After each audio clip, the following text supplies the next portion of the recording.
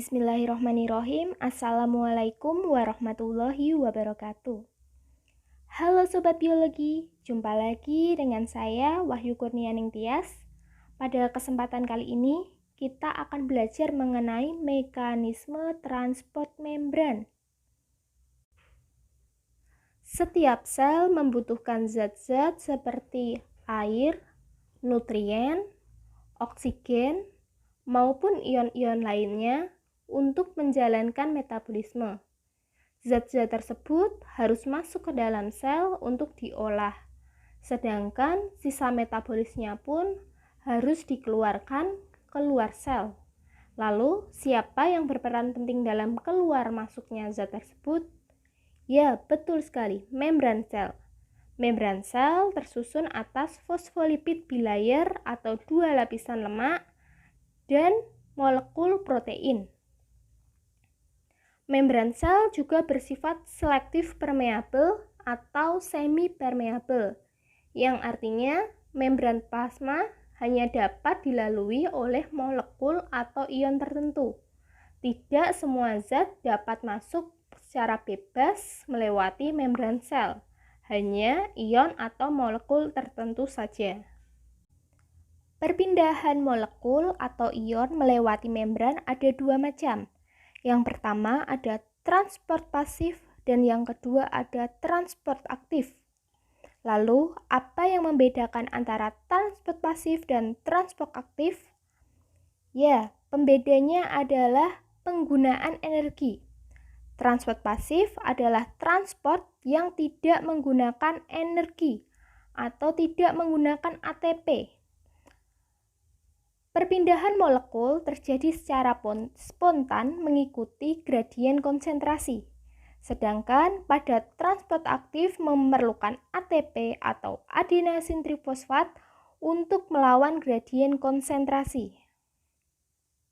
Oke, yang pertama kita akan membahas mengenai transport pasif atau transport yang tidak memerlukan energi. Transport pasif terdiri atas difusi dan osmosis.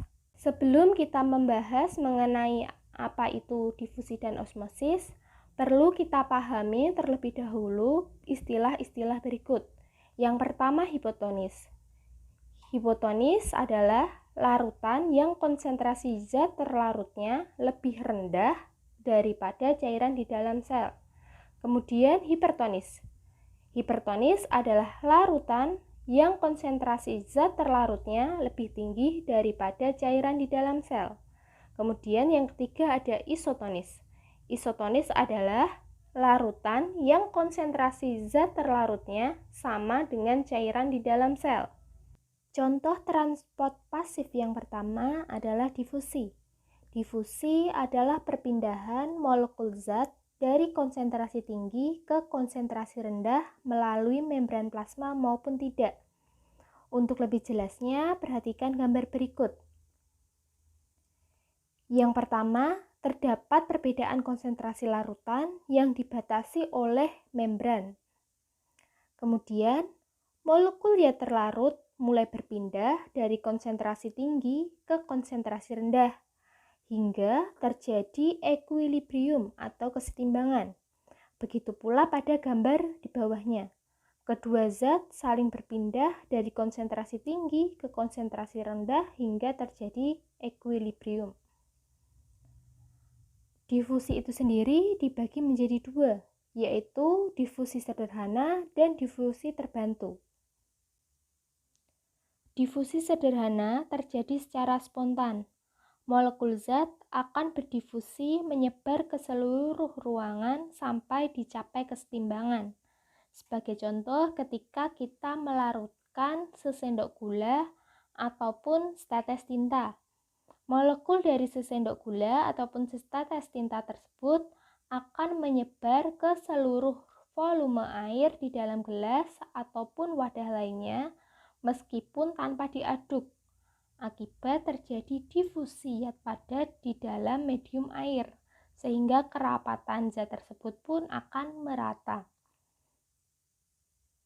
Faktor-faktor yang mempengaruhi cepat lambatnya proses difusi antara lain yang pertama adalah wujud materi.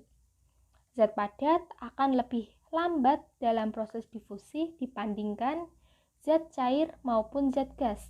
Sebagai contoh, ketika kita melarutkan gula pasir dan sirup, tentunya gula pasir akan lebih lama larut jika dibandingkan dengan sirup. Yang kedua, ukuran molekul. Molekul yang berukuran besar akan lebih lambat melewati membran daripada molekul yang berukuran kecil. Sudah jelas ya? Yang ketiga yaitu konsentrasi zat. Semakin besar gradien konsentrasi antara dua zat, maka akan semakin cepat laju difusinya. Kemudian yang keempat adalah suhu. Kenaikan suhu akan mengakibatkan molekul lebih cepat bergerak sehingga laju difusi semakin cepat. Sebagai contoh, ketika kita melarutkan gula pasir dalam air dingin maupun air panas, tentunya akan lebih cepat ketika kita melarutkannya di air panas. Difusi yang kedua yaitu difusi terbantu. Difusi terbantu merupakan proses difusi dengan perantara protein pembawa dari konsentrasi tinggi ke konsentrasi yang lebih rendah. Contoh mekanisme difusi terbantu yaitu proses molekul glukosa melewati membran. Membran sel memiliki struktur protein porifer dan protein integral pada lapisan fosfolipidnya. Protein tersebut berfungsi untuk membantu pengangkutan molekul gula yang tidak dapat berdifusi secara spontan melewati membran sel. Untuk lebih jelasnya, perhatikan gambar animasi di samping. Proses pengangkutan dengan bantuan protein juga berlaku bagi ion-ion seperti natrium, Cl- dan Ca2+. Transport pasif yang kedua yaitu osmosis. Osmosis adalah perpindahan molekul-molekul zat pelarut dari larutan berkonsentrasi rendah atau hipotonik ke larutan berkonsentrasi tinggi atau hipertonik melalui selaput semipermeabel.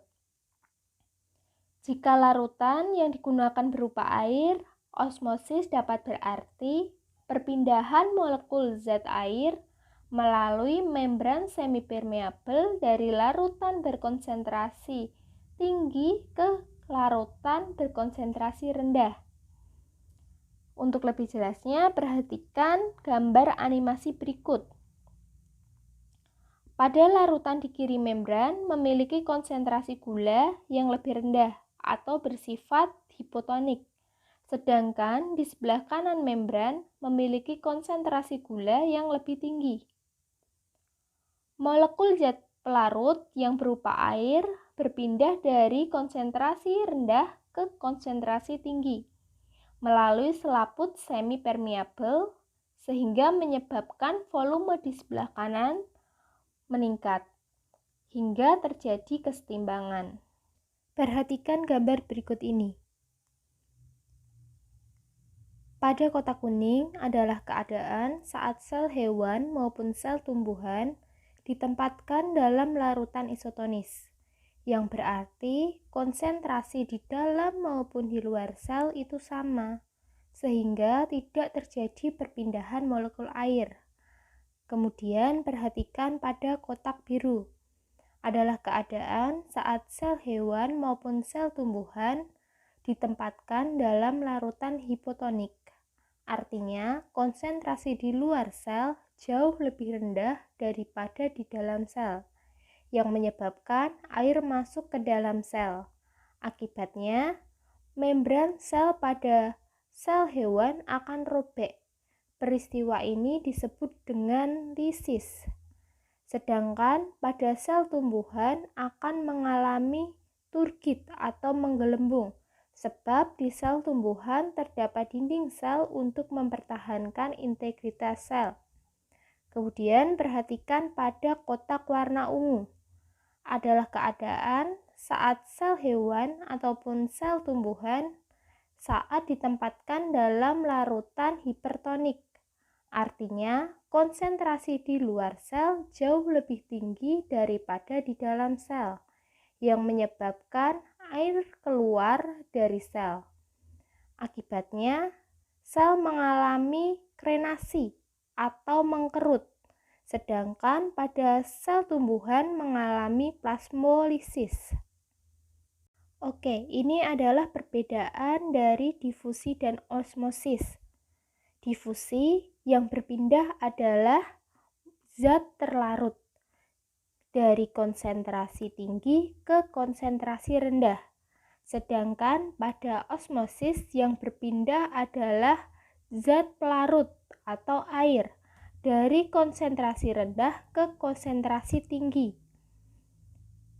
hingga keduanya dicapai suatu kesetimbangan atau equilibrium.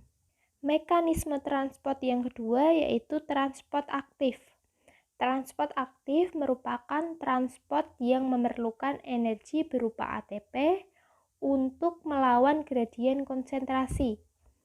Transport aktif terdiri dari pompa natrium kalium, kemudian ada juga endositosis dan eksositosis.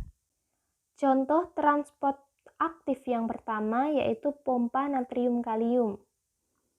Ion Na+ dan K+ sangat dibutuhkan oleh tubuh. Kedua ion ini dapat melewati membran. Namun, tubuh lebih membutuhkan ion K+ dibandingkan dengan Na+, sehingga diperlukan lagi pemasukan ion K+ ke dalam sel dan pengeluaran ion Na+. Adapun untuk melawan gradien konsentrasi diperlukan sejumlah ATP dengan bantuan protein pada membran plasma. ATP tersebut akan dipecah menjadi ADP dan ion fosfat. Ion fosfat berguna untuk membuka pintu protein. Setiap pengeluaran 3 ion Na+ akan diimbangi dengan pemasukan 2 ion K+. Selanjutnya yaitu endositosis dan eksositosis. Endositosis berarti proses pemasukan zat dari luar sel ke dalam sel. Endositosis terdiri dari 2, yaitu fagositosis dan pinositosis. Fagositosis yaitu proses memakan sel atau benda padat. Misalnya, sel darah putih memakan benda asing yang masuk ke aliran darah. Sedangkan pinositosis atau proses minum yaitu proses penyerapan zat cair oleh sel. Misalnya, sel menyerap zat cair dan memasukkannya ke dalam vakuola. Untuk lebih jelasnya dapat dilihat pada skema di samping. Kemudian ada eksositosis. Eksositosis adalah proses pengeluaran zat dari dalam sel ke luar sel. Sebagai contoh adalah proses pengeluaran sekret. Untuk lebih jelasnya juga dapat dilihat pada video animasi berikut. Dari dalam sel, sekret dikeluarkan keluar sel. Demikian yang dapat saya sampaikan, kurang lebihnya saya mohon maaf. Terima kasih. Jangan lupa juga untuk subscribe video ini, like, dan share. Wassalamualaikum warahmatullahi wabarakatuh.